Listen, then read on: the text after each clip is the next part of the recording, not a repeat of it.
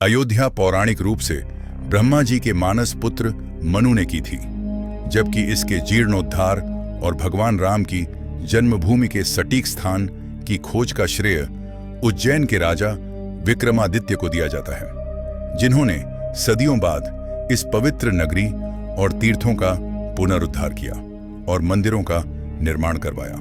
माना जाता कि तकरीबन ईसा पूर्व 57 BCE के आसपास उज्जैन के राजा महाराजा विक्रमादित्य शिकार खेलते हुए अयोध्या में सरयू नदी के तट पर पहुंचे, जो नगरी कभी कौशल प्रदेश की राजधानी हुआ करती थी, आज निर्जन और वीरान थी। तभी एक आदमी जिसने काले राजसी कपड़े पहने हैं, काले घोड़े पर सवार आता है और घोड़ा समेत सरयू में समा जाता है, जिसे देख राजा विक्रमादित्य भौचक्के रह जाते हैं। और कुछ समय के पश्चात जब वह व्यक्ति नदी से बाहर आता है तो उसका घोड़ा सफेद और कपड़े सफेद हो जाते हैं, जिसे देख राजा विक्रमादित्य और भौचक्के हो जाते हैं और ऊपर व्यक्ति से पूछते हैं, अरे भाई, तुम कौन हो और इस नदी का रहस्य क्या है? जैसे कि अभी तुम काले रंग के वस्त्र धारण किए काले घोड़े पर सवार नदी में उतरते ही सफेद हो गए, इसका क्या मतलब है?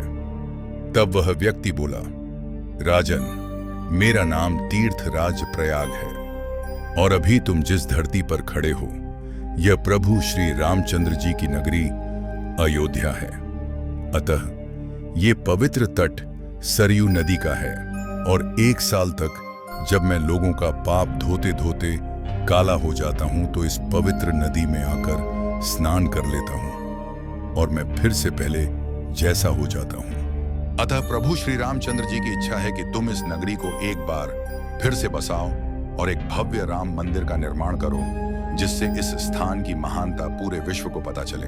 तब राजा विक्रमादित्य बोले, यदि यह स्थान अयोध्या है तो यहाँ पर वो स्थान कौन सा है जहाँ भगवान श्री रामचंद्र जी का जन्म हुआ था?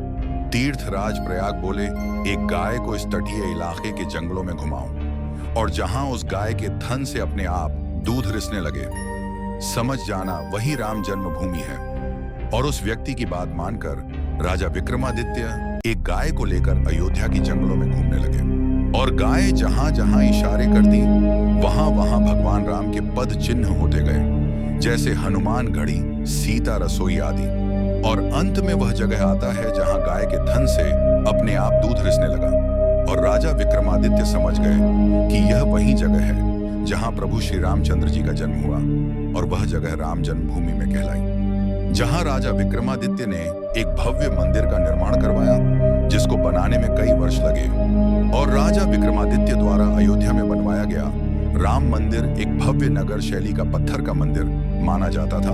उसका ऊंचा शिखर, ऊपर कलश और भगवा ध्वज और हाथ से तराशे स्तंभ होते थे। दीवारों पर रामायण के दृश्य उकेरे होते थे। अंदर गर्भगृह में भगवान श्री राम की मूर्ति, साथ में सीता, लक्ष्मण, हनुमान की स्थापना। मंदिर के चारों ओर या मंडप, परिक्रमा पथ और सीढ़ियां होती थी। पूरा मंदिर धार्मिक, शांत और भक्ति से भरा हुआ दिखता था।